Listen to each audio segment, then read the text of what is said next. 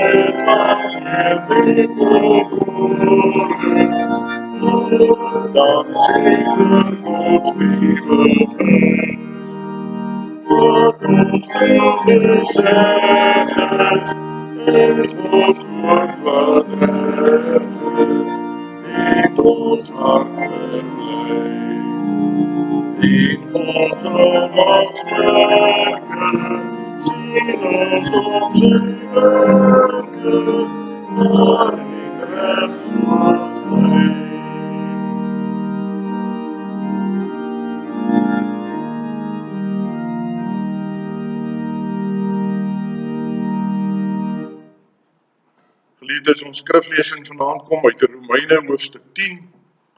Romeine hoofstuk 10, die opskrif: die Jode het die geregtigheid van God verwerp.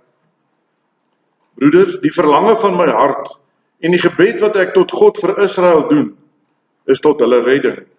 Want ek getuig van hulle dat hulle 'n ywer vir God het, maar sonder kennis. Want omdat hulle die geregtigheid van God nie ken nie en hulle eie geregtigheid probeer oprig, het hulle hul aan die geregtigheid van God nie onderwerp nie. Want Christus is die einde van die wet tot geregtigheid vir elkeen wat glo. Want Moses beskryf die geregtigheid wat uit die wet is. Die mens wat hierdie dinge doen, sal daardeur lewe. Maar die geregtigheid wat uit die geloof is, sê dit: moenie in jou hart sê nie, wie sal in die hemel opvaar, naamlik om Christus af te bring? Of wie sal in die afgrond neerdal, naamlik om Christus uit die dode op te bring? Maar wat sê dit? Naby jou is die woord, in jou mond en in jou hart. Dit is die woord van die geloof wat ons verkondig. As jy met jou mond die Here Jesus bely en met jou hart glo dat God hom uit die dode opgewek het, sal jy gered word. Want met die hart glo ons tot geregtigheid en met die mond bely ons tot redding. Want die skrif sê, elkeen wat in hom glo, sal nie beskaamd word nie. Want daar is geen onderskeid tussen Jood en Griek nie. Dieselfde Here tog is Here van almal en is ryk oor almal wat hom aanroep. Want elkeen wat die naam van die Here aanroep, sal gered word. Hoe kan hulle hom dan aanroep in wie hulle nie geglo het nie? En hoe kan hulle in hom glo van wie hulle nie gehoor het nie? En hoe kan hulle hoor sonder een wat preek? En hoe kan hulle preek as hulle nie gestuur word nie? Soos geskrywe is, hoe lieflik is die voete van die wat die evangelie van vrede verkondig, van die wat die evangelie van die goeie verkondig. Maar hulle was nie almal gehoorsaam aan die evangelie nie, want Jesaja sê, Here, wie het ons prediking geglo? Die geloof is dus uit die gehoor, en die gehoor is deur die woord van God. Maar ek sê, het hulle miskien nie gehoor nie? Ja, seker. Oor die hele aarde het hulle stem uitgegaan en tot by die eindes van die wêreld hulle woorde. Maar ek vra, het Israel dit miskien nie verstaan nie? Ten eerste sê Moses, ek sal julle jaloers maak op die wat geen volk is nie, en ek sal julle toorn opwek teen 'n onverstandige volk. En Jesaja durf self sê, ek het my laat vind deur die wat my nie gesoek het nie. Ek het verskyn aan die wat na my nie gevra het nie. Maar van Israel sê hy, die hele dag het ek my hande uitgebrei na 'n ongehoorsame en teesprekende volk. Net tot sover ons skriflesing, geliefdes, en dan wil ek begin met 'n vraag. En dis nou hoekom ek sê, ek wil dit 'n bietjie meer informeel probeer maak. Ons sal dit in die toekoms doen, dat ons dit eers by die kerkraad goedkeur, maar ek wil begin met 'n vraag. Hoekom moet ek kerk toe kom? Sommige van ons het geen probleem met hierdie vraag nie. Vir ander is dit 'n baie goeie vraag. Dan die volgende ding is, kan daar 'n moed aan kerkbesoek gekoppel word? Daar is vandag al meer mense wat redeneer dat 'n uur van stilte daar in die tuin of onder die boom, of daar in die veld waar jy bly en jy kan in die stilligheid jou Bybel lees, 'n baie goeie alternatief vir kerkbesoekers. Ander meen dat daardie kosbare rustyd en gesinstyd wat 'n mens op 'n Sondag kan inpas, baie meer waarde het as om na 'n erediens op te kom. Erger nog, die kwaliteit werkstyd wat 'n mens op 'n stil Sondagoggend kan insit, is so half wonderlik, so iets waarna 'n mens droom. En dat jy dit wil doen eerder as om kerk toe te kom. Ek wil vanaand begin met so 'n kort reeks predikingkie van 3 preke waarvan ons vanaand die eerste gaan hoor oor hoekom 'n mens 'n erediens bywoon. En op hierdie basis gaan ons in die gemeente ingaan en baie ernstig oor ons erediensgewoontes met mekaar begin gesels. Ek wil nou al vra dat wanneer ons by die punt kom van huisbesoek en wanneer ek self of u ouderling dalk by u aankom vir huisbesoek, dat dit noodsaaklik is dat ons indringend met mekaar gesels oor hoekom moet ek kerk toe kom? Is dit regtig nodig om kerk toe te kom? As ons met hierdie kort reeksie klaar is, wil ons bietjie stil staan by wat doen ek in die erediens?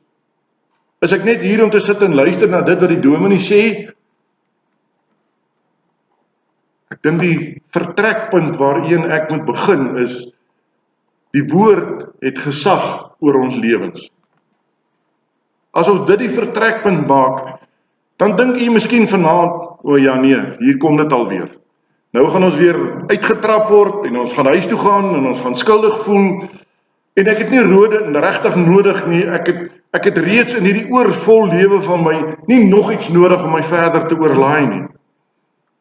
Ek skakel maar liewer af. Ek verduur maar hierdie diens en ek ontsnap so gou as moontlik daarvan. Dalk dink jy by jouself, maar wat verwag die dominee van my? Sy werk is mos om te preek. Elke dominee hou seker van 'n groot gehoor.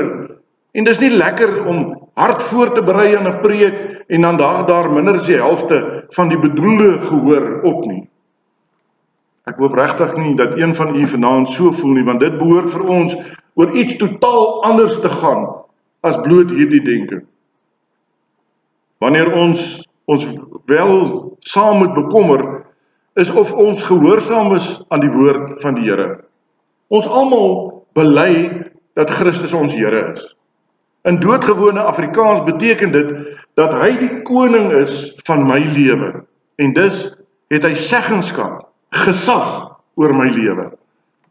Die manier waarop hy sy seggenskap uitoefen, so bely ons ook, is deur sy woord. En dit is in ons almal se belang om onder die geklank van die woord van God te kom. En daarom wil ek begin, en ek wil hê u moet vir uself net vinnig daaroor dink. Aanvaar jy die gesag van die woord oor jou hele lewe? Aanvaar jy die gesag van die woord van God oor jou hele lewe? As jy ja antwoord, dan behoort jy ook wat hierna kom as die eie woorde van die Here te erken en daaraan te gehoorsaam. As jy egter nee antwoord, dan moet jy jouself baie dringend afvra, wat maak jy hier? Geloof kom deur die hoor van die woord. Nou dat ons dit vasgemaak het, dat u en ek daarmee saamstem dat die woord die gesag het oor my lewe, kan ons kyk na die eerste rede waarom ons gereeld die erediens moet bywoon. Ons lees hier in Romeine 10, as jy met jou mond bely dat Jesus Christus die Here is en met jou hart glo dat God hom uit die dood opgewek het, sal jy gered word. Hoor jy? Sal jy gered word. Met die hart glo ons en ons word vrygespreek. Met die mond bely ons en ons word gered. Ek dink as daar een kerngedeelte in die Bybel is, waar die vrye geskenk van God se verlossende genade vir elkeen van ons onderstreep word, dan is dit juis hier. God vra niks van ons nie, geen wetsgehoorsaamheid, geen persoonlike moeite, geen niks, behalwe dat ons van die evangelie van Jesus Christus dit moet glo en dankbaar moet lewe. Jy sien, ek kan nie redeneer, ek is mos nou eenmaal verlos en vergewe, nou kan ek maar lewe soos ek wil, aan die einde sal die Here my weer vergewe nie. Nee, God vra van ons 'n dankbaarheidslewe. Ons moet lewe in dankbaarheid vir dit wat hy alreeds vir ons gedoen het. Tog beteken die evangelie van vrye genade van God nie dat alles van self gebeur sonder dat u en ek 'n vinger hoef te verroer nie. Die volgende verse het dit baie duidelik gemaak. Hoe kan jy in hom glo as jy nie van hom gehoor het nie? Hoe kan jy van hom hoor sonder dat iemand preek? Hoe kan iemand preek as hy nie gestuur is om te preek nie? En dan sê verse 14, 15, 17, die geloof kom dus deur die prediking wat 'n mens hoor. En die prediking wat ons hoor is die verkondiging van Jesus Christus. Met ander woorde, God skenk sy genade aan ons op 'n vasgestelde manier. Hy gebruik mense wat hy roep, wat hy toerus, aan wie hy die gesag gee om die evangelie van Jesus Christus te gaan verkondig. 'n Opdrag, 'n roeping, maar ook 'n opdrag. En miskien redeneer jy vandaan goed, maar hy is tog 'n almagtige God. Sekerlik kan hy ook op ander maniere aan my verlossing gee. En ja, onthou, hy is almagtig.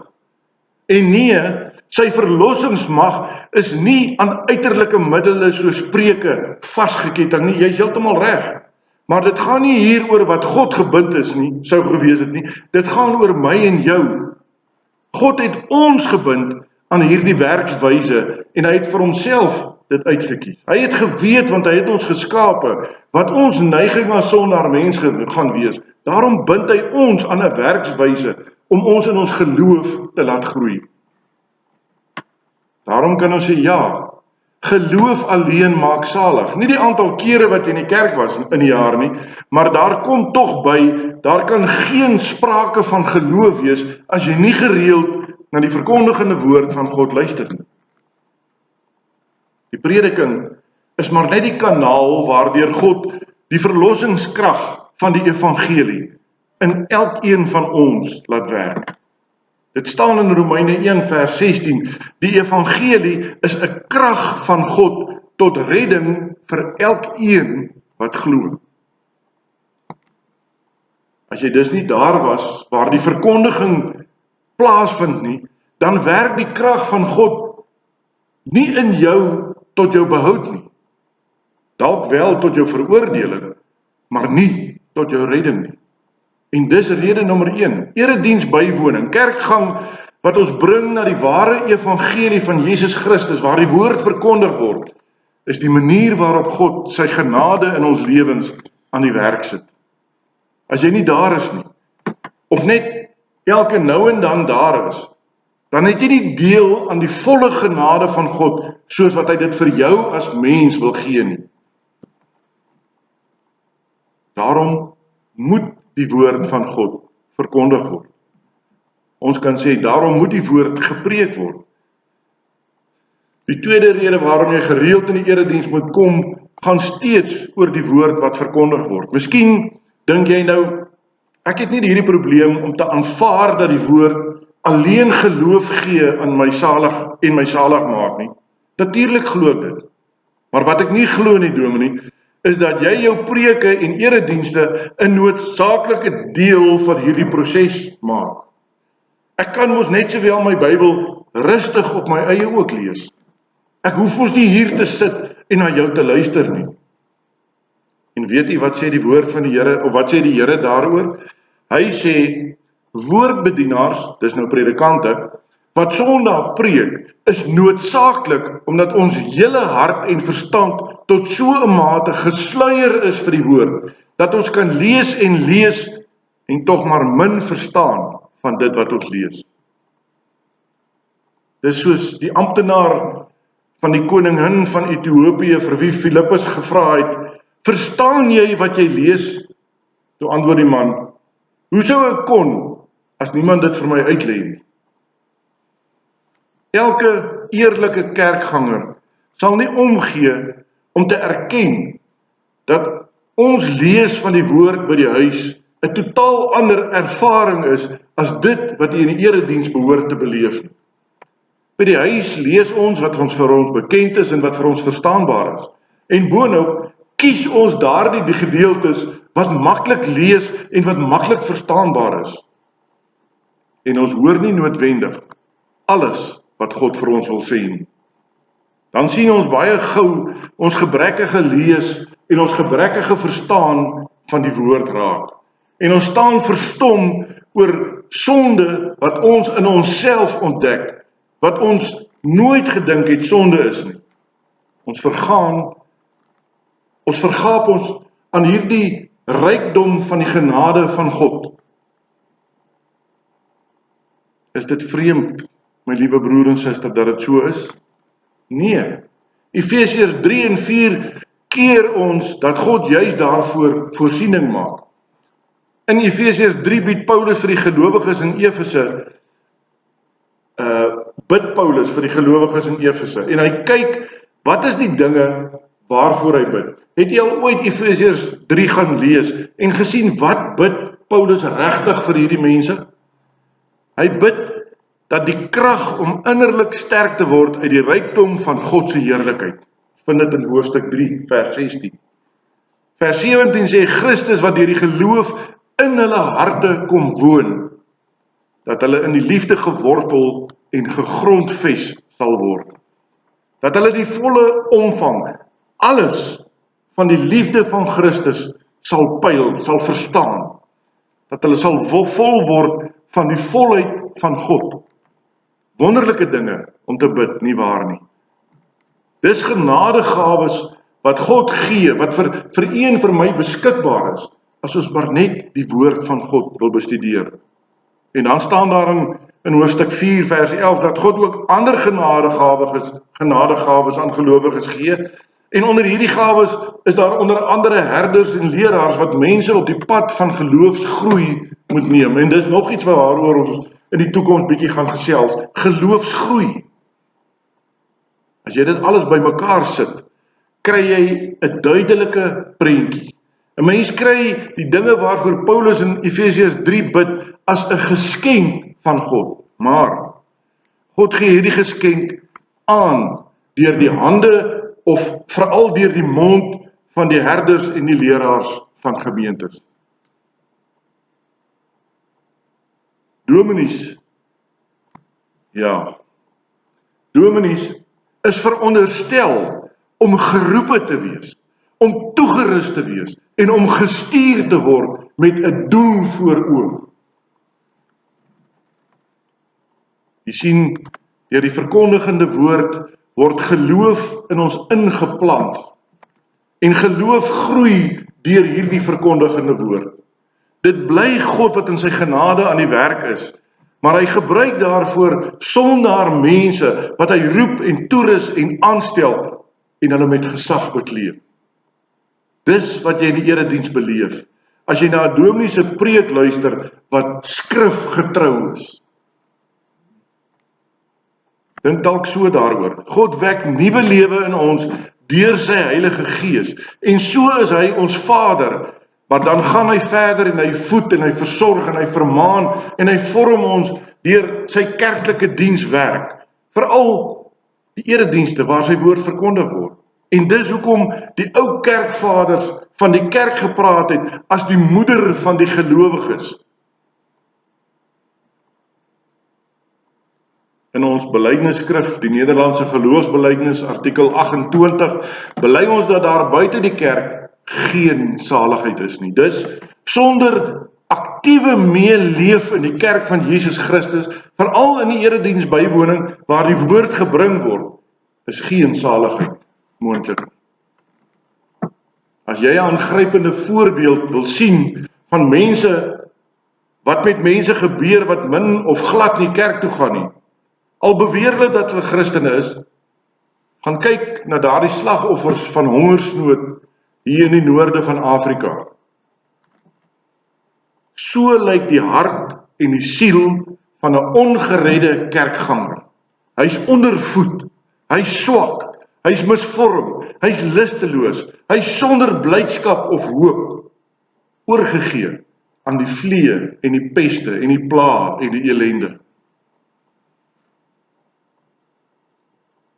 Kan 'n mens hierdie selfde voeding, hierdie selfde kos kry, hierdie selfde versorging kry, as jy alleen met jou Bybel daar in die veld onder 'n boom gaan sit? Ja, dit het sy plek. Ek en Annette is baie lief vir stilte. En daar by die see of daar in die bosveld onder 'n boom, of sommer net in die vlakte, daar waar dit oop is en waar die Here, ek wil amper sê of jy die Here kan voel, dit het sy plek in 'n mens se lewe. Maar kan jy dieselfde versorging kry? Kan jy dieselfde sielskos kry as dit wat jy in die erediens kry? As 'n noodmaatreël en as 'n uitsondering, ja. Net soos 'n mens se liggaam vir 'n paar maaltye sonder kos kan bly en maar alleen op water en droë brood oorleef, so kan ons in ons geloofslewe ook gaan. Maar dit bly staan, die Here verbind ons aan sy werkswyse. Eredienste met sy dienaars wat sy woord verkondig en oopbreek. En daarom verskil ons in die AP Kerk van ons siening van ander gemeentes, ander denominasies. Die woord van God sê ons mag daar niks byvoeg en daar niks van wegneem. So ek moet gaan eksegese doen, in Boer-Afrikaans, uitlegkunde, sodat wanneer u by daardie deur uitstap, moet u sê, nou verstaan ek. U moet nie daar uitstap en sê, wat het hierdie lang dominee nou weer vanaand probeer sê? Ek weet nie wat hy gesê het nie. Dis die werk van die dominee om uit te lê, om verstaanbaar te maak. En as jy jou hierteen verset en daarby hou dat jy dit anders wil doen, het jy al mooi gedink wat doen jy? Jy verset jou nie teen die kerk of teen die dominee nie, jy verset jou teen God. Want God het die opdrag gegee van die gemeenskap van die gelowiges. God sê dat dit noodsaaklik is dat mense toegerus word om sy woord te verkondig. Die Heilige Gees kom in my en jou lewe in deur die verkondigende woord. Die derde rede, die laaste een vir vanaand, is dat die werk van die Heilige Gees onlosmaaklik vas is aan die woord van God. Daar is baie skrifgedeeltes waarna ons kan verwys, en ek het 'n paar hier gelys, u is welkom om my te vra, dan kan ek dit vir u aanstuur. Maar kom ons kyk sommer net na wat sê Galasiërs 3 vers 2, hy sê, het julle die Heilige Gees ontvang deur die wet van Moses te onderhou, of deur die evangelie te glo? Die evangelie wat aan ons verkondig word, is die kanaal waardeur God vir ons sy Gees kom skenk. As jy nie daar was, waar die evangelie verkondig is nie, moet jy ook nie verbaas wees, as jy arm is aan die Heilige Gees se werking in jou lewe nie. Ek het eendag daar in Kroonstad met 'n dame gesels, en ek dink ek het al vir u verwys daarna, waar sy het my gesê, nee wat dominee, ek gaan nie by kerk toe nie, ek kry die Here daar onder die boom. As jy nie daar is waar die evangelie verkondig word nie, moet jy ook nie verbaas wees as jy arm is aan die werking van die Heilige Gees in jou lewe nie. En toe vra ek vir hierdie dame, sê net gou vir my, as jy nie eers wil kerk toe kom nie, hoekom wil jy hemel toe gaan? Jy het mooi gedink daaroor. As jy nie eers wil kerk toe kom nie, hoekom wil jy hemel toe gaan? Wat wil jy daar gaan maak? Oordeel nou maar self. In meeste kerke is daar een erediens per Sondag. In sommige gemeentes vind daar nog aanddienste plaas.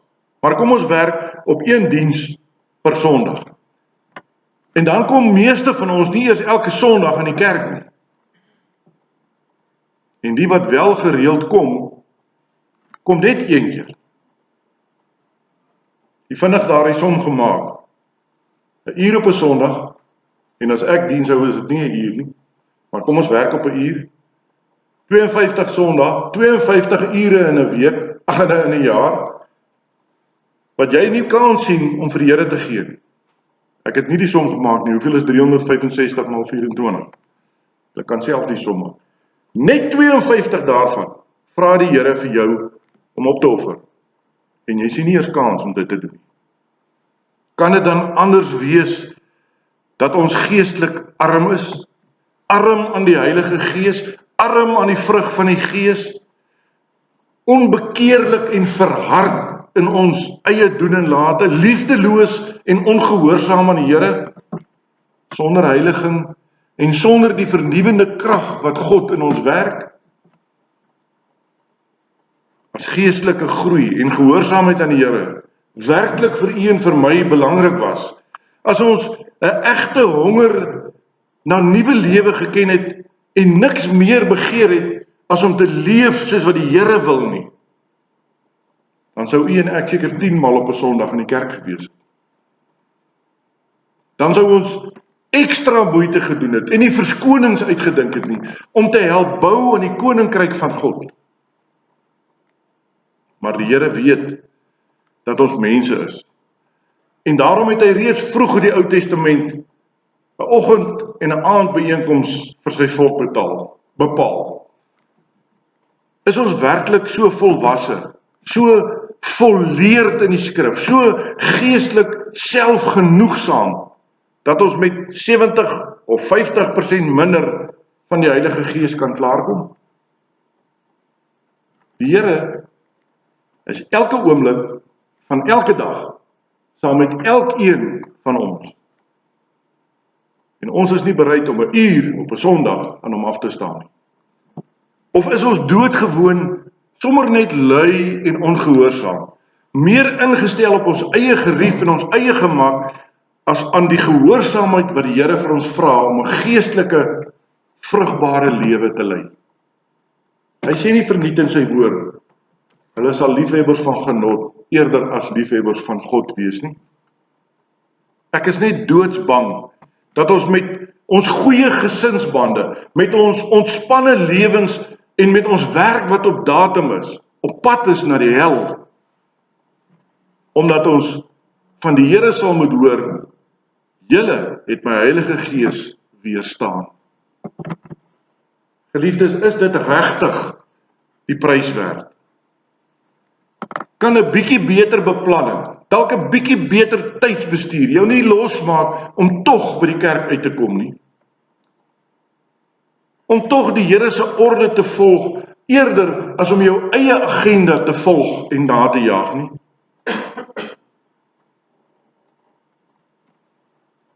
Ek wil afsluit. Sonder dat die evangelie voortdurend en baie gereeld aan ons verkondig word, sterf ons geloof 'n stadige dood. Ons sterf in vertroue. Ons sterf in toewyding. Ons sterf in gehoorsaamheid aan God, in sensitiwiteit vir die sagte stem van die Heilige Gees in ons. Ek onthou so goed as klein kindjie, het my moeder altyd vir ons gesê, jong, as jy daai stemmetjie hoor wat vir jou sê, moenie. Vandag besef ek, sy het maar vir ons as kinders probeer sê, luister na die Heilige Gees in jou lewe. Want sy het besef, ons sal nie verstaan nie. En toe sê sy, as daai stemmetjie met jou praat, moet jy luister. As ons daar was, waar die woord verkondig is, was ons in die greep van God, van sy genadige greep, wat red, wat herstel, wat verlos, wat bevry, wat weer heel maak. Wil jy werklik die genadige hand van God wegslaan en jou teen hom verset of hoogmoedig beweer dat jy dit nie nodig het om onder die geklank van die woord te kom nie? Jy sal 'n keuse moet maak. Want die Here sê vir ons in Matteus 16 vers 18 en 19 en ook in Matteus 18 vers 18, die hemel word vir ons oop en toegesluit deur hulle wat die woord aan ons verkondig. Hoor u die belangrikheid om die verkondiging van die woord by te woon? Of verkies jy om voor 'n toedeur te staan te kom? Verkies jy om te klop en daar word nie vir jou oopgemaak?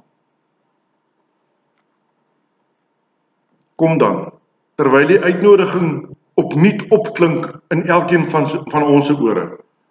Want ook die tyd gaan uiteindelik verbygaan. En as ons nie die deur laat oopgaan het, is ek en jy verlore. Amen. Kom ons bid saam. Driemaal heilige God en Hemelvader, dankie vir die wonderlike voorreg om onder die geklank van u woord te mag kom. Here, ons wil bid dat u elke herder en leraar in die palm van die hand sal kom vashou, Here, en dat hulle sal besef met watter groot taak hulle te doen het om u woord suiwer te verkondig.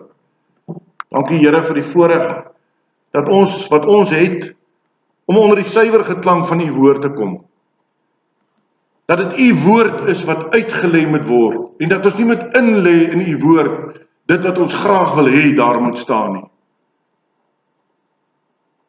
Dankie dat ons die gedagte van hoekom moet 'n kerk toe kom kan oordink.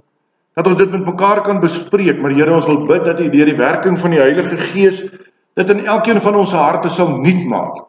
Dat ons 'n nuwe vuur sal hê om op te kom na u woning, om te kom luister na u woord. Dankie dat u daarom ouderlinge daar stel om toesig te hou oor die suiwer verkondiging van u woord.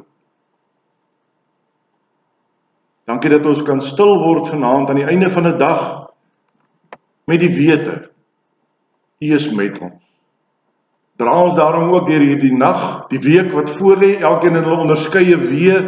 Here, u weet wat op elkeen van ons wag. Gee dat ons krag sal put uit u kragstasie, u woord, sodat ons opgewasse sal wees vir elke ding wat ons pad kruis. Ons bid dit in diepe afhanklikheid in die naam van Jesus Christus ons Here. Amen.